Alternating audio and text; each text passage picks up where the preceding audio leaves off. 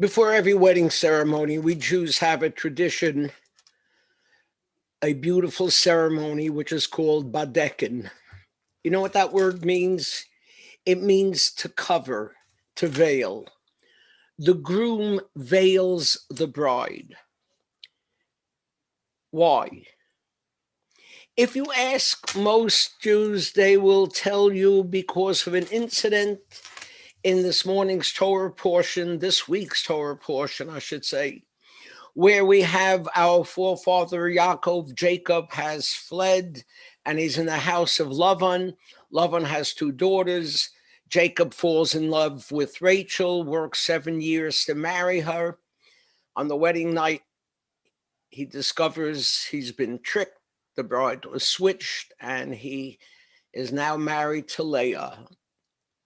And he works another 7 years so that he can then be married to Rachel. To make sure that no groom thereafter made the mistake of marrying the wrong person, we are told, we have a tradition that the groom checks to make sure he's marrying the right bride. Cute. And most everyone thinks that's it. But the reality is not one major commentator gives that as an explanation. The fact is, it doesn't explain why there's a veil in the first place.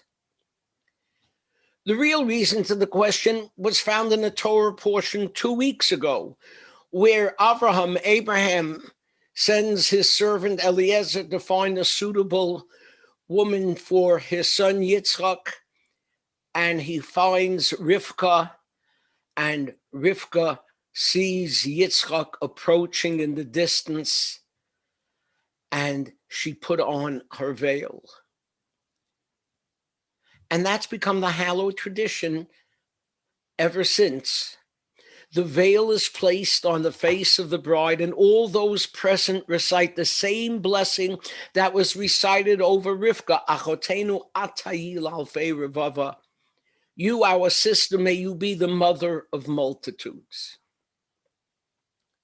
But what really is the meaning and purpose of the veil? Our sages offer different perspectives. Some say the groom puts the veil over his bride as if to say, how you look matters not to me. It's only the inner you that counts. Others say that in placing the veil over the bride's face, the groom is symbolically beginning the obligation of every husband to clothe his wife.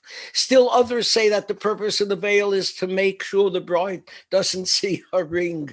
She might not like what she sees. But the real reason is a reason of modesty.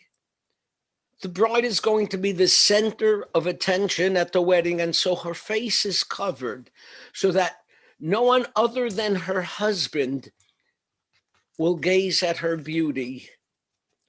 On this day, her beauty is for her husband alone. So where did this misconception about the veiling come from? I don't know. What I do know is that there are a lot of misconceptions about Jewish traditions, even amongst Jews who are pretty knowledgeable. I'll give you an example. Before Yizkor, a lot of Jews have a custom of lighting a candle. Why?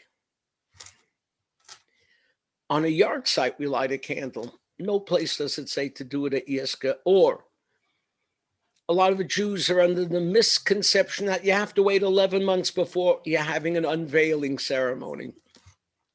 Doesn't say that anyplace. And in fact, in Israel, it's usually done after 30 days. Or what about this one? We lift up the Torah, and a lot of people in the synagogue use their pinky to point to it. Who said? When I grew up, I never saw that take place in any Orthodox synagogue that I attended. And I still don't know any reason for it. You know the rabbi that you have at the wedding? You don't have to have a rabbi at the wedding. Or what about this one? A person with a tattoo can't be buried in a Jewish cemetery. Who says? These and so many other things are misconceptions. And so I want to give you a good idea for Hanukkah. Hanukkah is coming. We all go out and buy gifts for ourselves and for others, and we buy all sorts of tchotchkes that end up in the garbage can. This Hanukkah, for yourself and for your loved ones, why don't you make one of the gifts a book about Judaism? A book that could make you a rarity, an educated Jew. A book that breaks all the misconceptions. And I pulled some off my shelf to recommend to you. Ask Rabbi Jack. This is a relatively new book. In fact, Rabbi Yogiv is giving a class, and it answers so many questions about Judaism. Here, take this one.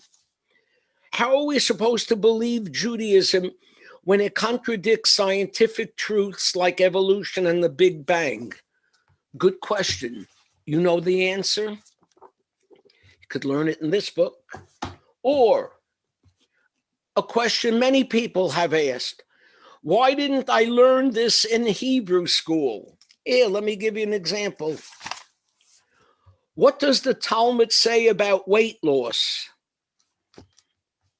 I might read that. You see this? The Complete Idiot's Guide to Jewish History and Culture. Well, it's for anyone who's not an idiot, anyone who really wants to understand Judaism.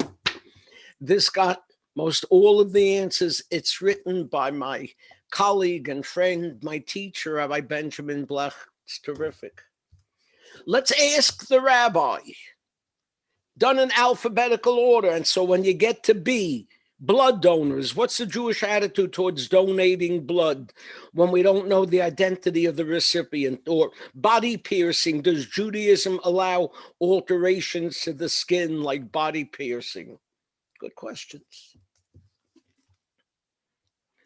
I didn't know that. Let me give an example of what you didn't know. Why is a matchmaker called a shadchan? How many of you could answer that? Might be worth finding out.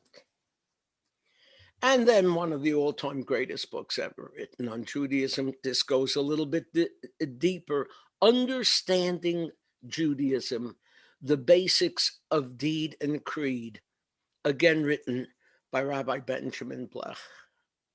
All of these books are available at Amazon, and we're going to provide you with a list of them so that you can go and look and see for yourself.